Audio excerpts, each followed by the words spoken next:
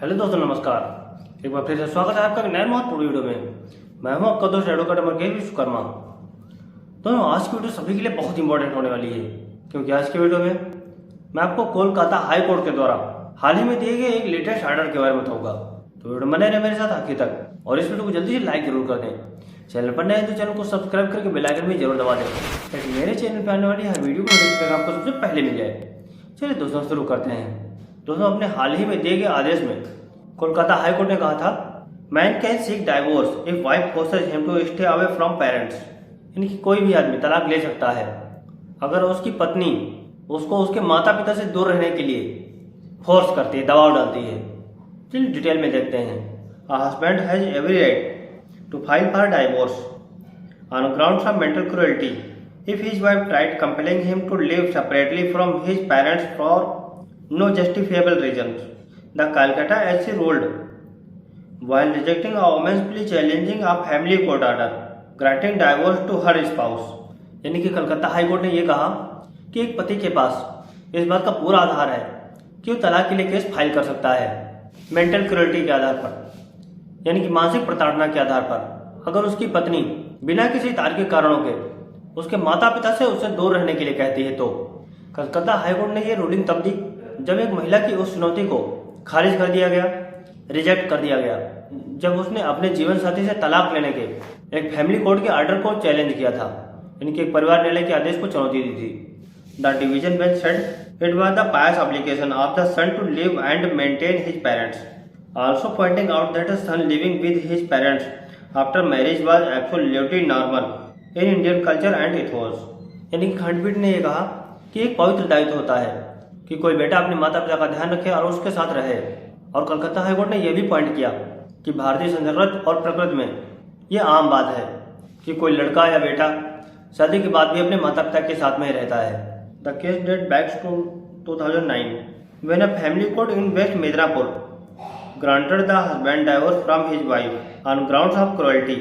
The order was based on the premise that since their marriage in 2001, the wife had been publicly insulting her spouse, calling him unemployed and a coward because his part-time teaching job wouldn't earn him enough to support the family, including his parents. She also forced him to rent a flat without any justifiable cause, despite his insufficient income। यानी कि दोस्तों, इसमें यह कि मामला 2009 का है, जब मिदनापुर में एक फैमिली कोर्ट ने एक हस्बैंड को तलाक दे दिया था उसकी पत्नी के द्वारा क्रूरता करने के आधार पे। और उस समय जो आदेश दिया गया था उसका आधार यह था कि जब 2001 में उन कपल की शादी हुई थी, तो उस मामले में उस व्यक्ति की जो पत्नी थी वो उसको सार्वजनिक रूप से इंसल्ट करती थी, उसको अपमानित करती थी और अपने पति को बेरोजगार और कायर कहती थी, क्योंकि उसके पति की जो पार्ट टाइम एक टीचिंग जॉब थी वो बिल्कुल भी पर्याप्त नहीं थी कि वो अपने माता पिता का भी ध्यान रखे और उसकी पत्नी का भी ध्यान रखे।